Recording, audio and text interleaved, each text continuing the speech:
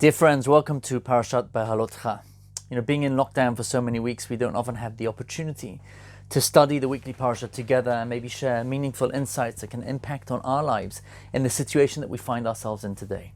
If I can take you back to the time pre-COVID-19, where people were able to travel freely.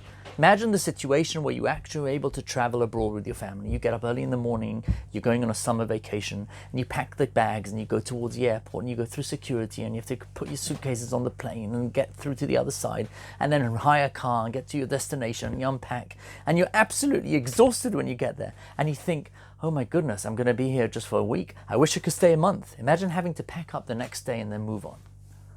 This analogy is an analogy that Rabbi Frand actually gives in terms of understanding what takes place in this week's parsha when we talk about the Ananei HaKavod, when we talk about the clouds of glory, which directed and led the Jewish people for 40 years in the desert. The Ramban, Nachmanides, Rav Moshe ben Nachman of Girona in Spain, says something astounding. He says actually the clouds were the very markers that defined and dictated when the Jewish people had to leave. They would have situations of arriving in an area of the desert which was a terrible area, which was barren, which had absolutely nothing. There was no oasis, no beautiful trees around it, no fountains or anything whatsoever, hoping and praying that they would have to leave very soon. And they ended up spending many days there. And on the other hand, they would be in a certain area which was lush and maybe had some water, and they thought they would stay there for a while. And suddenly the cloud begins to move the next morning and they have to pack up everything again and they have to move on. Now, of course, this is teaching us how the Jewish people were committed to listening to the word of Hashem, even under difficult circumstances. But is there something more that maybe we can take from this and apply to our daily lives? I saw in the writings of the Michtav Meliyahu, Rav Eliyahu Dessler, something deep and profound.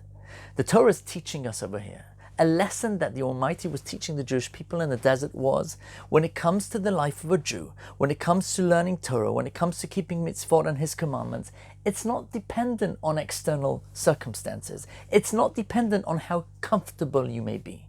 Life has to go on as a Jew.